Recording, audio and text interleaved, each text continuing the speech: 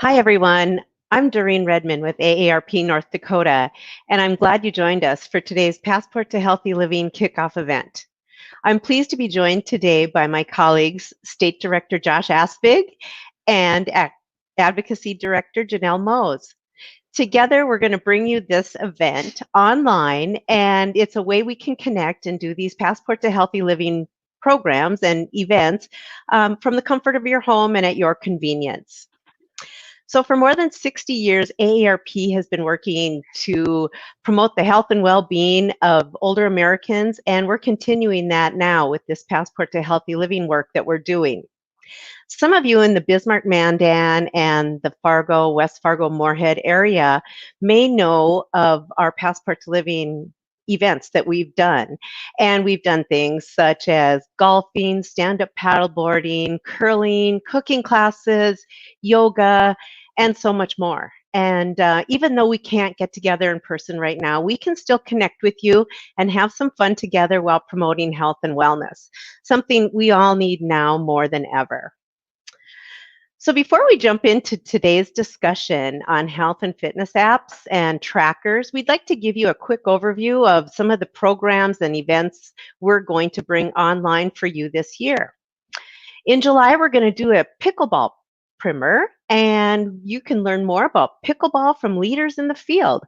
Find out how you can play pickleball, learn about the equipment, all of that, and safely play pickleball, maybe even on your own driveway.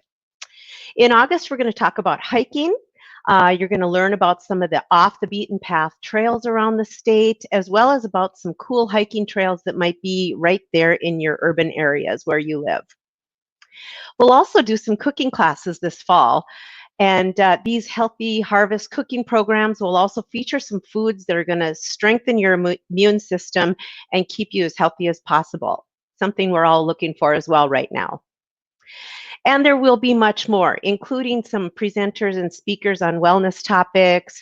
And we hope you'll find this interesting and informative along the way. We're looking forward to doing it with you. And so this is our preview of what we're planning for some of the things. We have some other surprises in store as well. But we want you to join us and have fun with us every third Wednesday at 3 p.m. Central Time. And we're going to get together and we're going to be here on Facebook.com and on YouTube. So you can find us on either place at AARPND. So now we're going to dig into our topic for today. I think you're going to have fun hearing about some of the fitness trackers and apps that those of us here at AARP use. We're going to start with Josh Aspig, and there he is. Josh, our state director, he's going to start our conversation. And as you may know, some of you may know, Josh is a marathoner and an Ironman. So he knows his fitness apps and trackers. And so with that, welcome, Josh, and take it away. Hey, Doreen, thank you very much. And it's great to connect with you all online and kick off the Passport to Healthy Living virtual edition in 2020. I want to give first a huge shout out to Doreen. She's done a great work switching this over to the virtual format because COVID has kept us at our homes. And as you can see, we're all coming from our homes here as well. And so we're looking forward to it. We think you'll enjoy it right from the comfort and safety of your own home. As Doreen said, today we're going to talk about apps and trackers. There's a lot of health and fitness apps and trackers that are available to you for no cost, both on the Apple iOS systems, iPhones, iPads, etc., as well as Android smartphones or Android-based platforms. I do want to note a couple of things for you before we get started and get into the rest of the presentation. On most of these apps, including the ones we're going to show you today, you are going to be required to set up a username and login.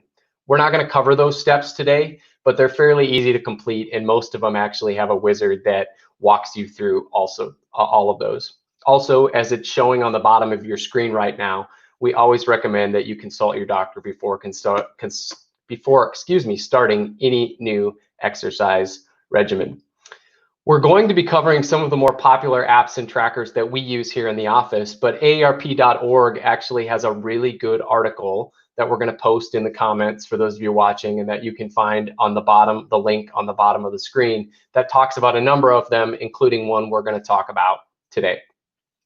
Well, let me get into my part now. I'm going to talk about an app called Map My Walk. It's one of my favorite apps to use because it's very simple, it's very intuitive, and it works very well for getting people up, moving, and walking with a few simple clicks.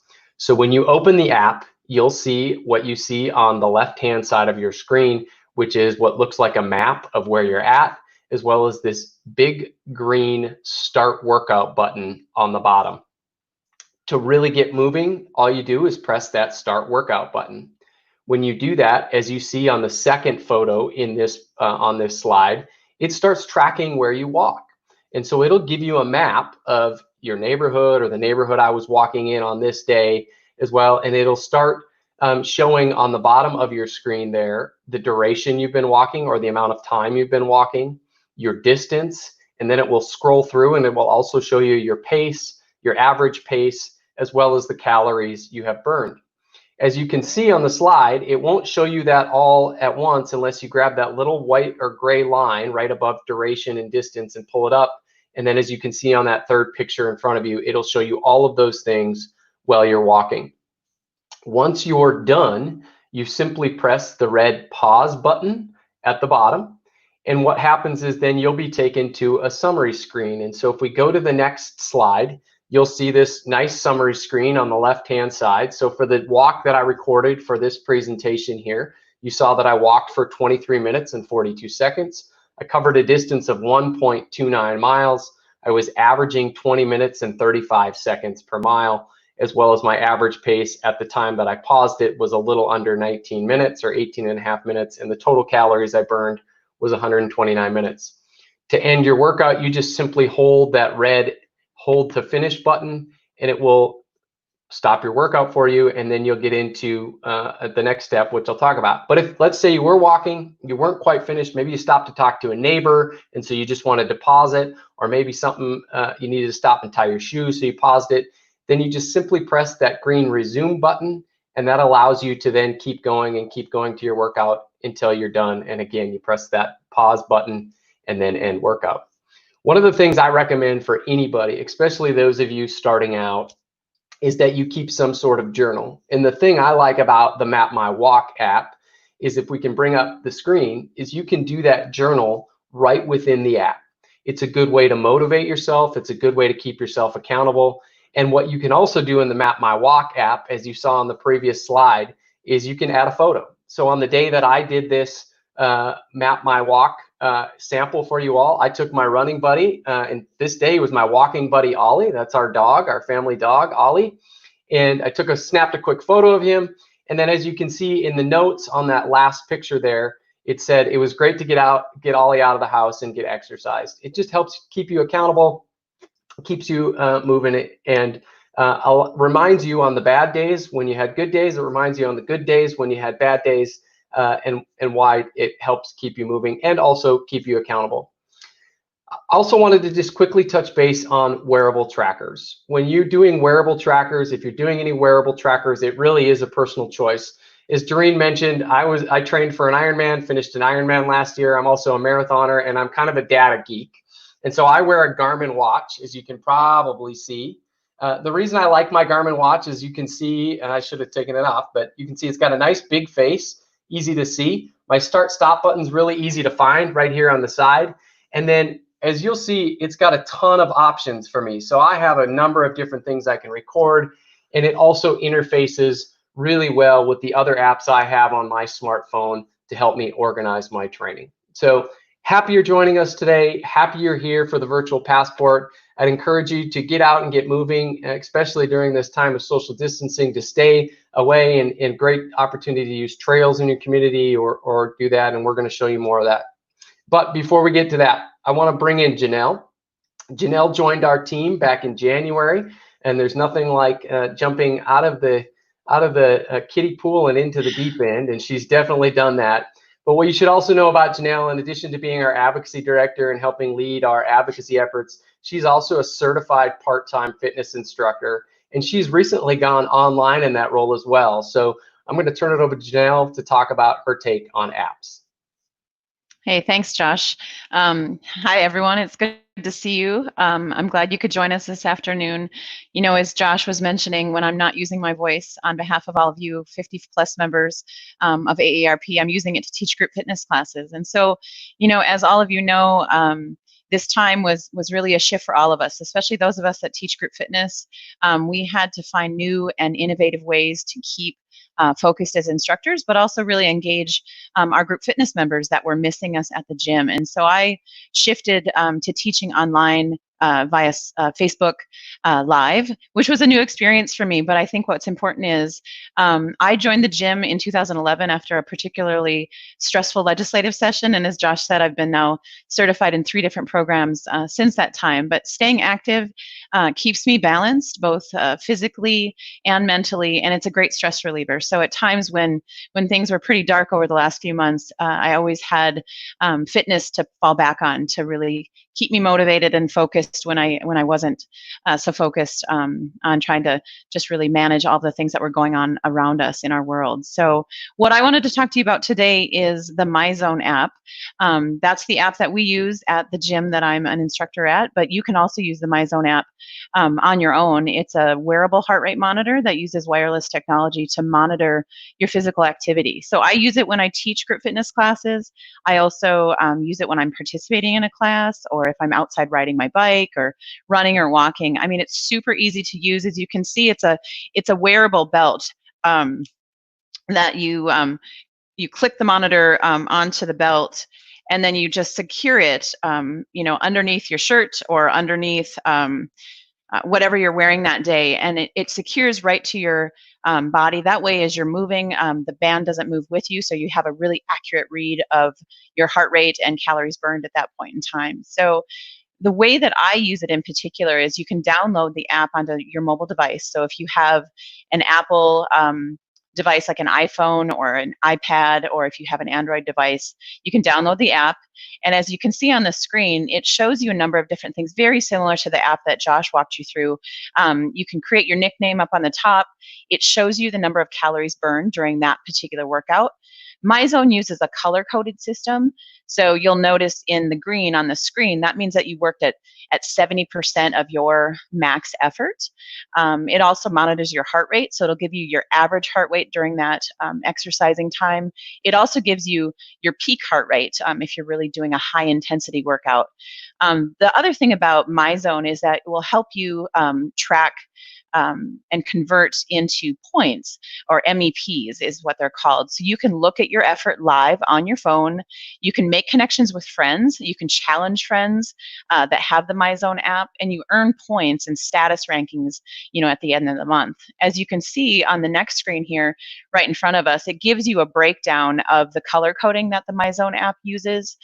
Gray meaning 50 to 59% and on up through that. That 80 to 90% is where you're going to really see yourself working hard. So if you're in a pretty intense group fitness class, or if you're running hard, it demonstrates the amount of effort that you're putting into your workout. So it's a really easy to use band. And then again, it'll give you a summary at the end of the workout, very similar to the Walk My app. It'll give you the number of calories you burned, your average heart rate, peak heart rate, and that whole effort breakdown. What's also nice about the MyZone app is you're going to get a summary at the end of the month. So it'll show you the total number of minutes you were active. It'll show you the number of calories you burned, your average heart rate, and a summary of all those points that you've earned over that month-long period.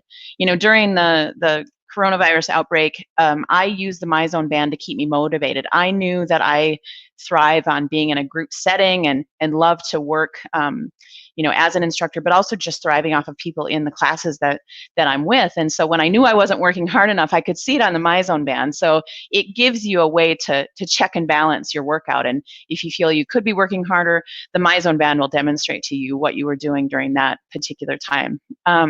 As for trackers, as Josh said, it's really a personal choice. So I use a Fitbit VersaLite. Being that I use the MyZone app for the exercising time, what I like about the Fitbit VersaLite is obviously because it's so light and wearable.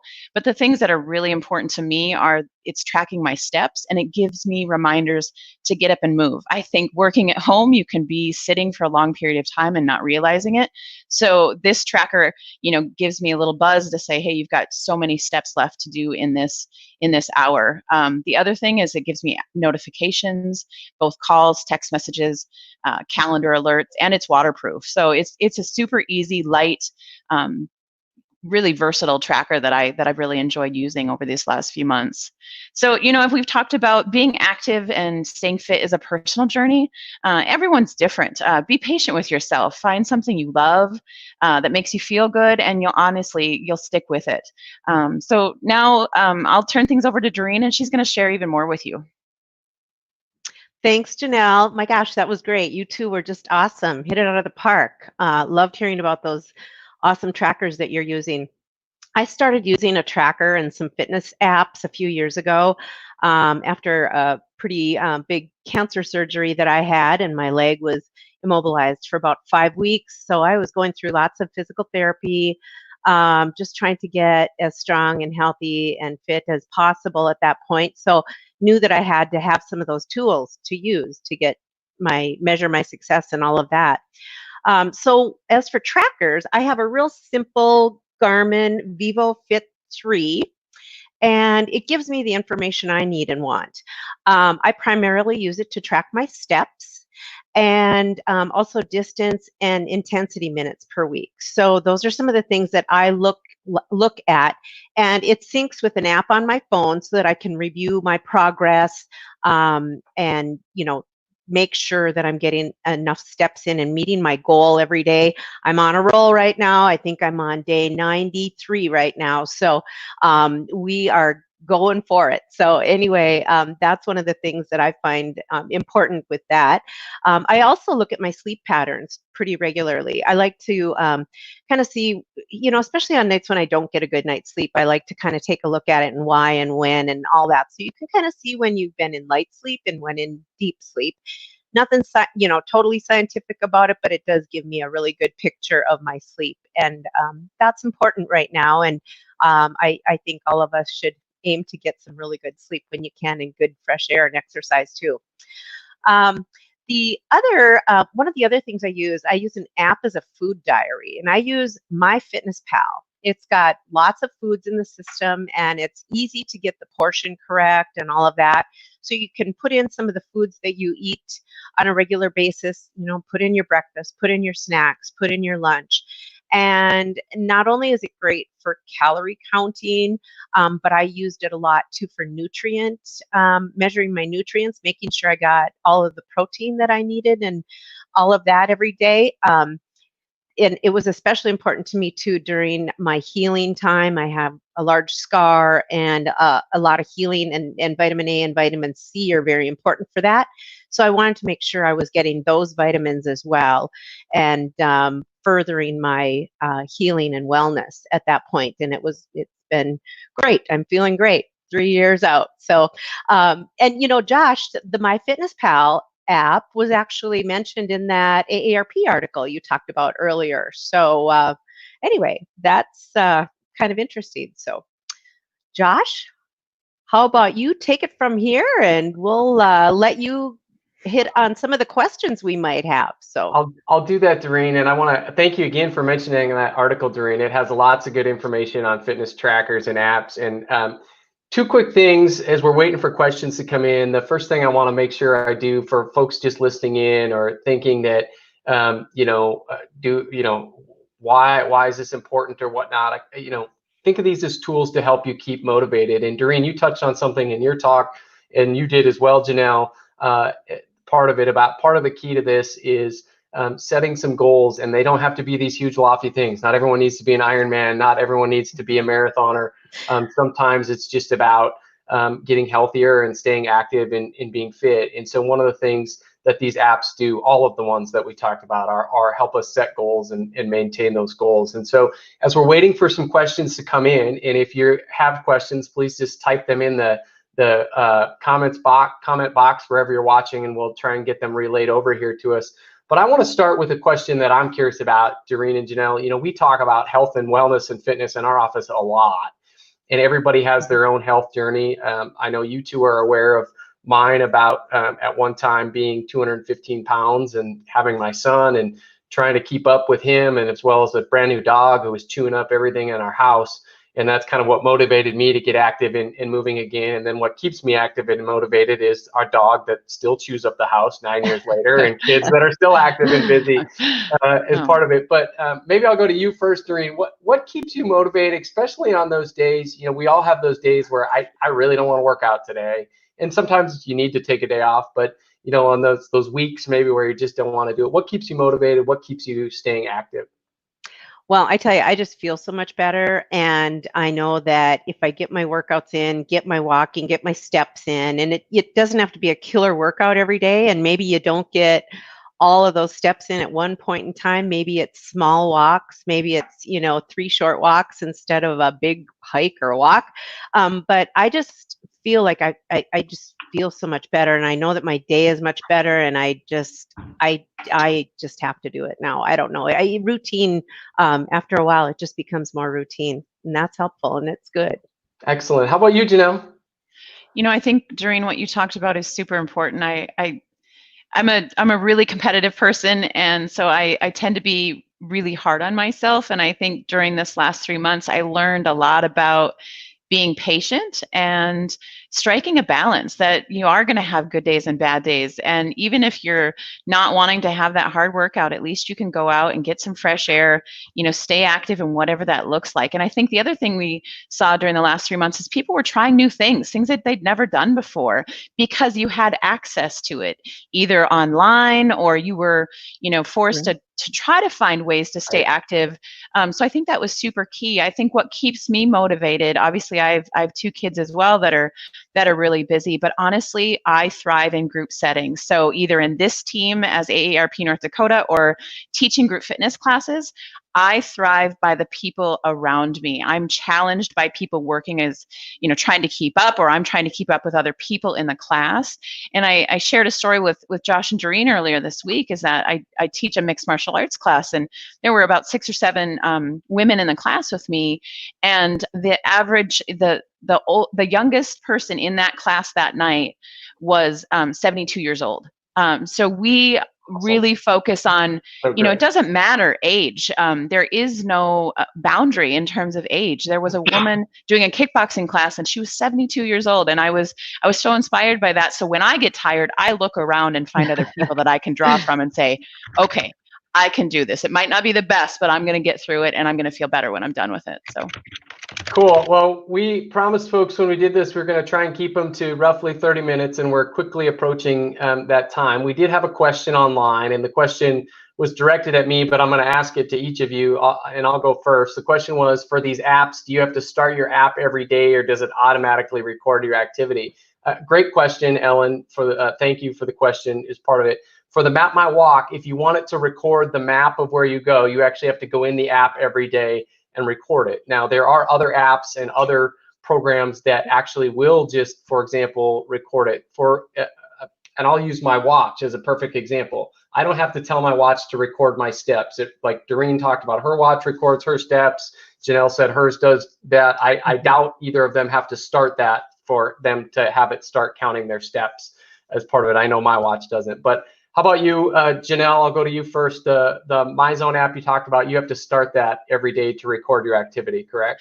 Absolutely, you do. So right before you start your workout, you want to click that heart rate monitor onto the band, and then you secure the band onto your waist. And so, it, like I said, once you have it on, it'll stay on and it'll track your activity and your calories burned until you take it off. And then it syncs automatically with the app wherever you've downloaded it, either to the Android or the Apple operating system. Yeah, and I know, Doreen, you talked about the MyFitnessPal app recording. You do have to go in and enter that every day. It would be nice if you could just show with a phone to your food. Right, that one you use as you, and it's not something I do every day, but it's very helpful when you want to use it. You just go in there and start putting food in that food diary. And it's very easy to use. Another one, Runkeeper, is another one that we use that you turn on too when you want to use it. Runkeeper is one that my husband and I use when we go bike riding or hiking, because you can select your activity for that particular app, and that one you just turn on when you use it. So that one's pretty cool too. We didn't even talk about that one today. Also, that's also in the article. Runkeeper is mentioned in That's that right. article. So if you want to find out about that, do that. So last question, and then we'll get out of here for our kickoff event as part of it. So folks who may not have smartphones, because everything we've talked about, you would need a smartphone, and including the ones mentioned in the article. Any tips for folks that may not have a smartphone, Doreen? Well, I would just say, a pedometer is awesome too. You can get a pedometer to click on yourself and use that kind of thing as well, to measure your steps and whatever. So, you don't have to have a smartphone to do all this stuff and to stay healthy and to get fresh air and to keep moving. So that's just it. Just keep moving, get your fresh air, stay hydrated, and, do all those great things, and you'll feel good. So that's my advice. You don't have to have a smartphone to do all this stuff. How about you, Janelle? I agree. I think even just old-fashioned paper and pencil. You talked about journaling. I think just tracking the amount of time, and my kids keep me on track. So you could use your grandkids or your kids to help keep you on track. They've found their own niche in terms of wanting to exercise, and so my daughter's we're at least a 2 to 3 mile bike ride every day. So I think having that partner, someone that can continue to motivate you and encourage you to stay active, is important too.